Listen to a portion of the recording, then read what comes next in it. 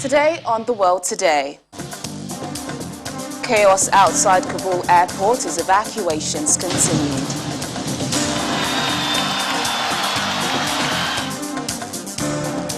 Russian President Vladimir Putin says that other countries must not impose their values on Afghanistan. Plus, Israel extends COVID-19 vaccine booster shots.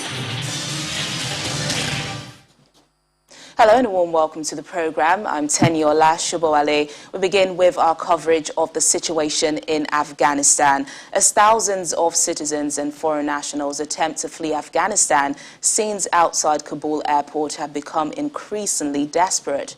The scenes come as the United Nations warns the Taliban is conducting targeted searches for Afghans who worked with the former government or foreign forces.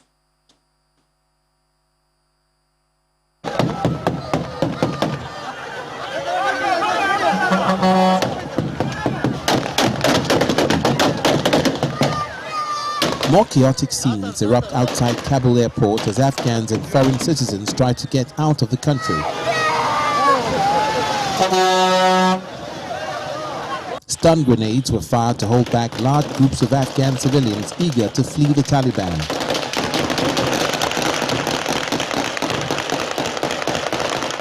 More than 18,000 people have been flown out of Kabul since the Taliban took over Afghanistan's capital, but thousands of people desperate to flee the country are still thronging the airport. Since the Taliban took control of the country at the weekend and closed land border crossings, the capital's airport has become the only way out of the country for many. This British man describes the chaos at the airport and how he got out. I managed to find a ticket and make my way to the airport. They even gave me my boarding pass, and within a few hours there was a panic inside the terminal saying the Taliban has taken over the airport and they're gonna come in. So all the staff at the airport, including the pilots and those who were issuing the boarding pass, the cleaners, everybody left. And there were like hundreds of people, not just from Britain, from Germany, from the United States, from all around the world, including Afghans. German broadcaster Deutsche Welle says the Taliban shot dead a relative of one of its journalists, and according to a spokesperson, a German national was shot trying to get to Kabul airport, but there was no risk to their life.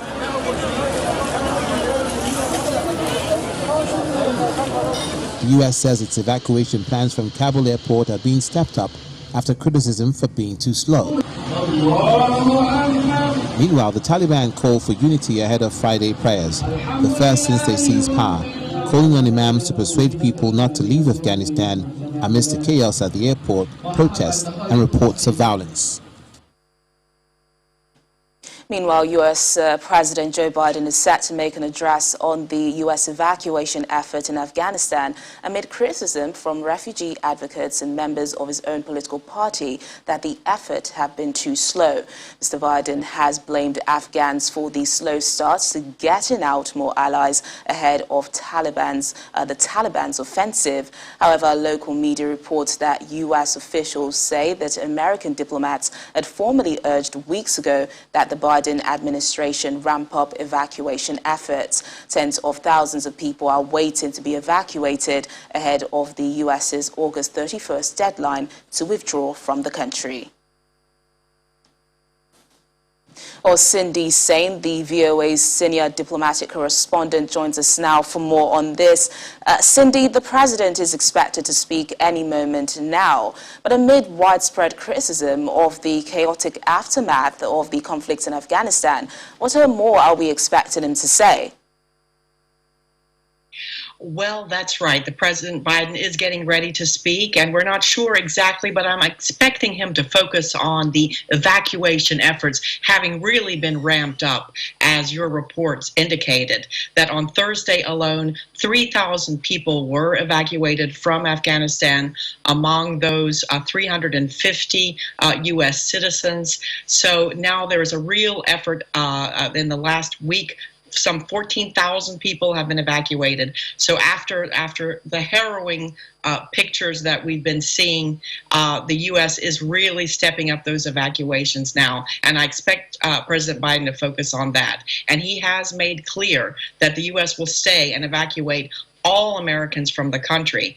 And the Deputy Secretary of State, Wendy Sherman, spoke also very emotionally and forcibly and said this is personal for her. And she said that the U.S. will be evacuating, as she put it, quote, thousands and thousands of Afghans who have helped Americans or who are vulnerable to possible reprisals from the Taliban.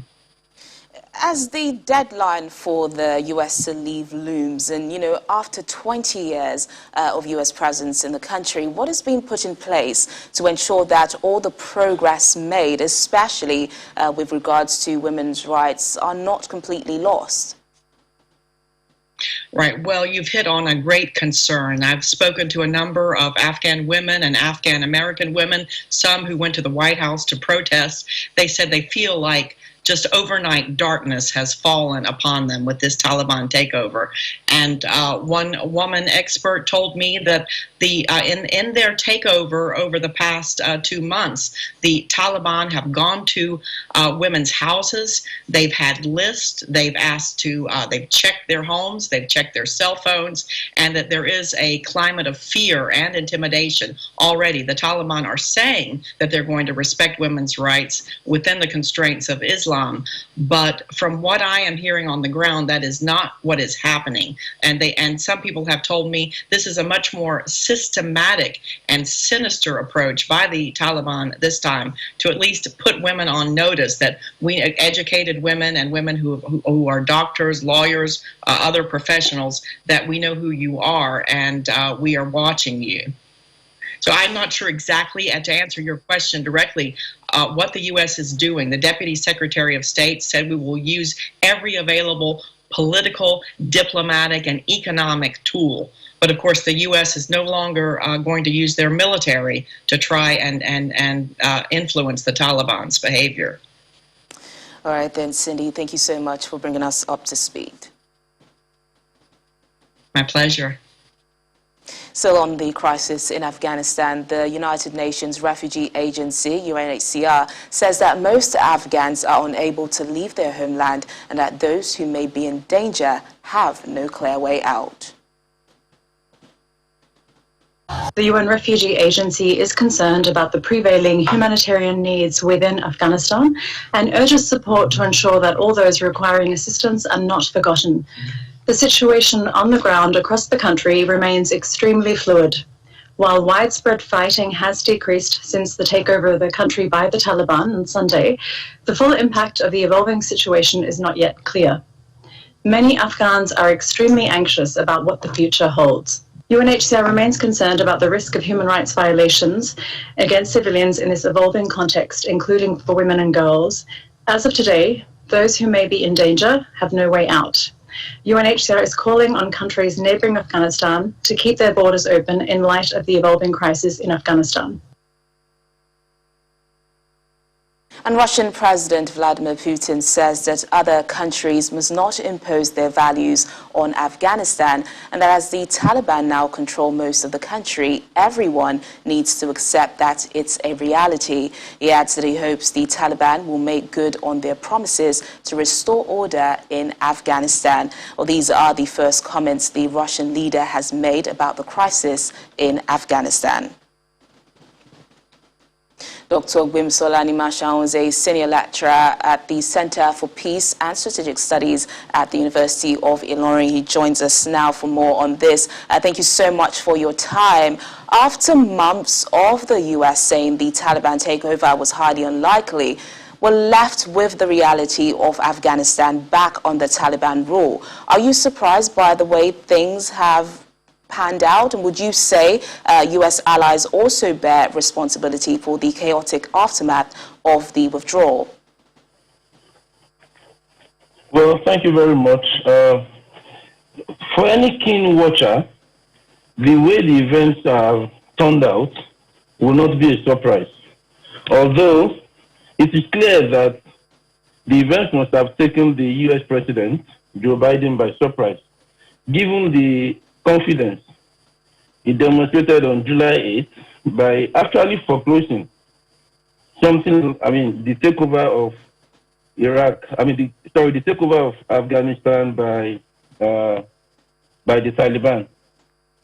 So for any keen watcher, it will not be a surprise. Why? Because the process leading up to this saw a U.S. making many concessions to the Taliban without carrying the Afghan public along. The U.S. government also went into a peace deal with the Taliban without ensuring that the Taliban reconciled with the Afghan government. So in the build-up to this, the U.S. government failed the Taliban public and also, failed the Afghan government by the concessions made to the Taliban. So for any keen watcher from that standpoint, one will see what is happening today as a logical conclusion of what will happen when you don't carry everybody along while making concessions or a peace deal. Dr. Animashao, but, amid criticism at home and abroad, how does the messy end of the war impact U.S. relations with its allies and its overall perception, especially with regards to the likes of China and Russia? Well, again, the turnout of events have proven that the U.S. and our allies made some unpardonable errors. One was that they were building an Afghanistan of their own image, not an Afghanistan of the Afghan public. Also, the fact that there was no resistance from the Afghan army is an indictment, on the capacity of the Afghan army trained by the U.S. and our own allies. However, given the hand of fellowship extended to the new government by China, again, it is logical, given the frosty relationship between the U.S. and China. But the bigger question for the United States in all of this is that, on February 29, 2020, which was Rajab 15, 1441, there was a peace deal between the Taliban, which the U.S., reluctantly recognized then. There was a peace deal between the two of them, and part of the agreement was that the U.S. will recognize the government, the Taliban. So the question now is, if China, that was not a part of the peace deal between the U.S. and the Taliban, will recognize Taliban, then it behoves the U.S. too, to honor our own part of the peace deal entered into with the government. All right, then, Dr. Bemisola Animashao, Senior Lecturer at the Center for Peace and Strategic Studies, University of Ilorin. Thank you so much for your thoughts on the program. Thank you very much. Still to come on the program. £800 annual butter sculpture revealed. More in a moment. Stay with us.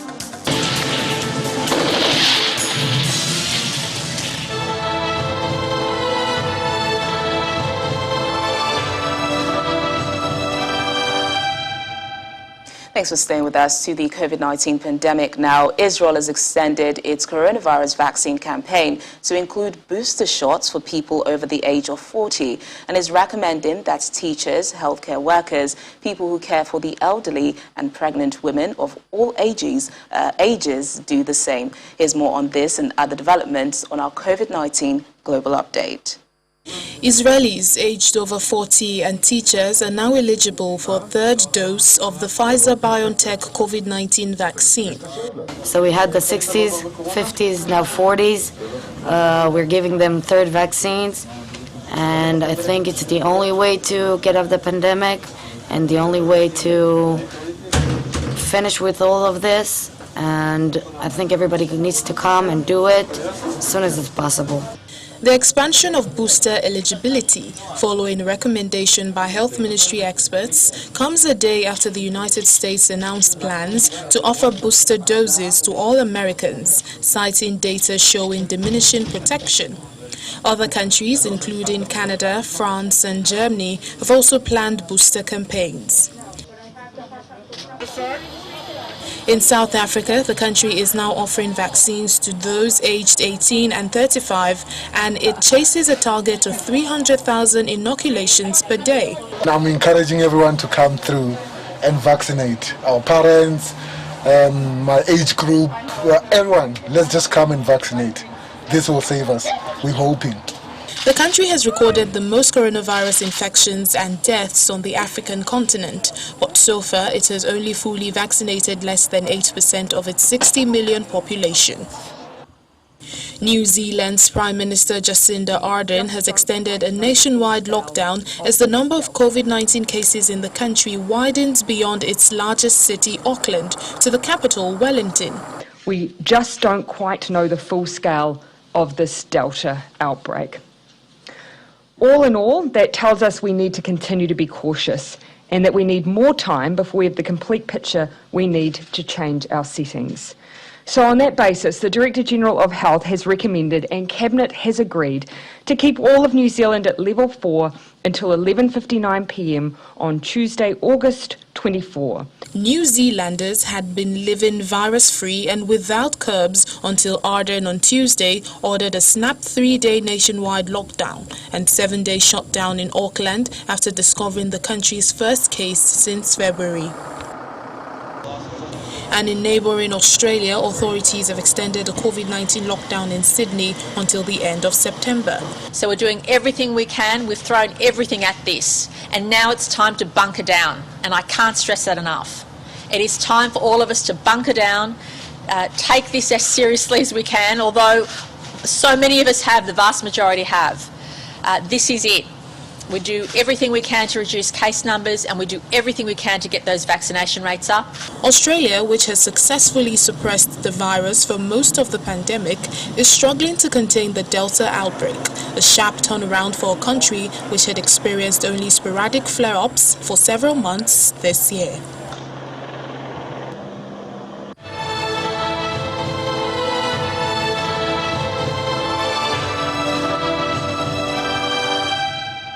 To the situation in Haiti now, the UN Children's Fund, UNICEF, estimates that around 1.2 million people, including 540,000 children, have been affected by the powerful earthquake that hit the country on Saturday. The death toll from the earthquake has risen to at least 2,189 people. More than 84,000 houses have been damaged or destroyed, along with public infrastructure, including hospitals, schools, and bridges. Singapore's foreign minister says the progress by the Association of Southeast Asian Nations, ASEAN, in Myanmar has not been as effective as hoped. The United Nations and many countries have urged the bloc, whose 10 members include Myanmar, to restore stability through diplomacy. In April, ASEAN announced a 5-point consensus aimed at resolving the crisis. As part of those efforts, the bloc appointed Renee's second minister for foreign affairs as special envoy to Myanmar in early August. The situation is dire, and right now, as far as I know, the violence hasn't stopped. Political detainees have not been released, and I am not aware of any direct or indirect talks between the different stakeholders in Myanmar.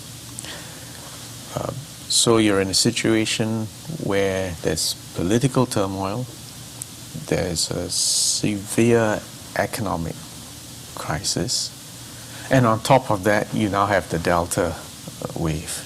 On the positive side, well, it's good that they have agreed with the Special Envoy, Dr. Everyone.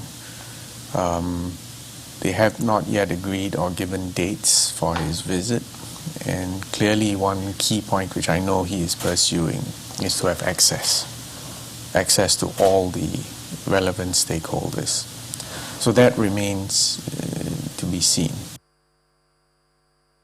Climate activist Greta Thunberg has celebrated the 3rd anniversary of her first school strike for climate, together with other activists from around Europe outside the Swedish parliament. Thunberg and her friends recorded a birthday dance on video for a friend on Sweden's west coast and painted signs encouraging politicians and adults to do more to deal with climate change.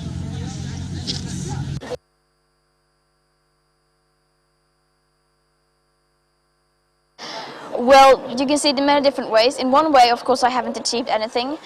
In another way, I have made lots of friends within the movement, and we have been able to organize mass protests, and it feels like more people are starting to wake up and demand change.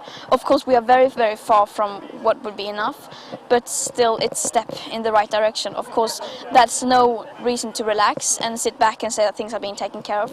Rather, it's a reason to stand up even more and to fight even more and to be even louder. There have been many such reports earlier, even though that this report is much more serious, since it's the more information that we gather, of course, the more clear of a picture we have. But it didn't change anything. We talked about it for some days and then we just forgot about it as usual. Unless we really start to treat it like a crisis, we won't be able to change things. And finally on the program, the annual butter sculpture has been unveiled with great fanfare at the New York State Fair.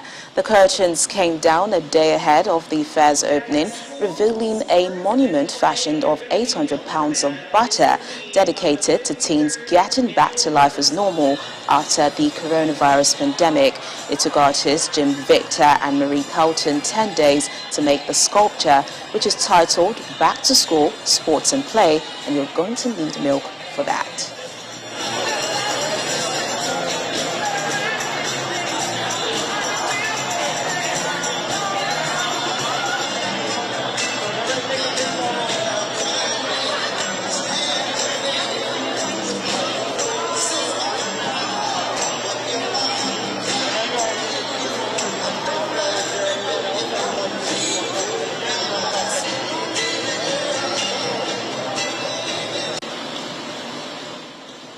That's definitely a lot of butter. And that's the program today. Thank you so much for watching. I'm Teniola Shiboale. Bye for now.